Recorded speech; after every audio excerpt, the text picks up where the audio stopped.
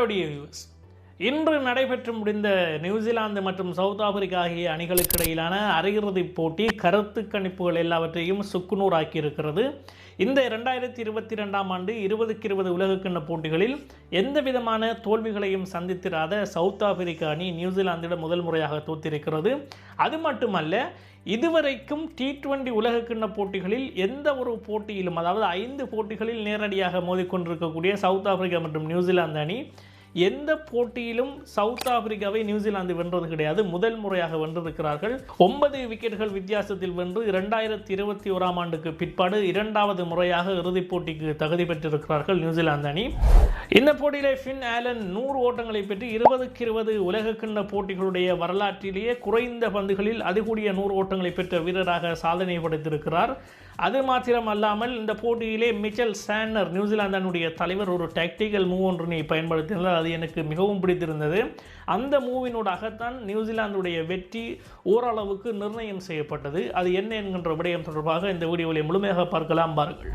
டொஸ் தான் இந்த போட்டியுடைய வெற்றியை தீர்மானிக்கும் என்று பலதரப்பட்ட கருத்து கணிப்புகளும் சொல்லியிருந்தது. ஏனென்றால் அதிகமான டிவ் இருக்கும் என்பதால் ஃபாலோ பண்ணுகின்ற அணிக்கு பந்து வீசுவதில் பாரிய சிக்கல் ஏற்படும் என்கின்ற ஒரு காரணத்தினால் டொஸ் வென்று களத்தடுப்பை தெரிவு செய்கிற அணிதான் வெற்றி பெறும் என்கின்ற கருத்து கணிப்புகள் சொல்லப்பட்டது.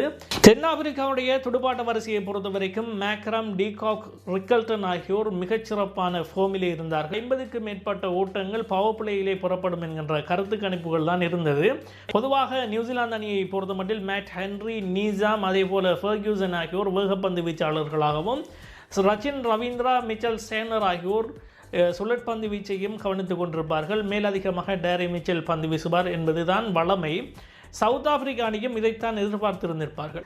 ஆனால் மேட் ஹென்ரியுடைய முதலாவது ஓவருக்கு பிற்பாடு வளமையாக 5வது 6வது ஓவர்களிலே சேனர் தான் அந்த பவர் பிளேயை முடித்து வைப்பார்.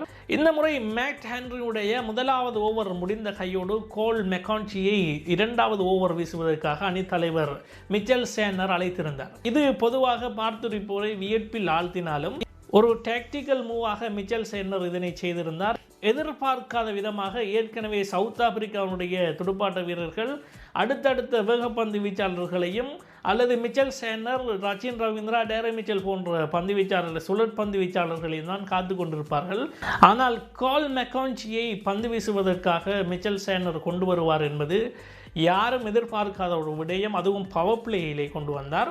அந்த மூவ் தான் மிச்சல் சேனருக்கு கை கொடுத்தது. அபாரமாக துடுப்படுத்தாடக்கூடிய டீகாக் மற்றும் ரிக்கல்டன் ஆகியோருடைய விக்கெட்டுகள் பவர் பிளேயிலே தூக்கப்பட்டது. போட்டியை இன்னும் நியூசிலாந்தின் பக்கம் உறுதியாக வெல்வதற்கான வேலையை செய்து கொடுத்தது.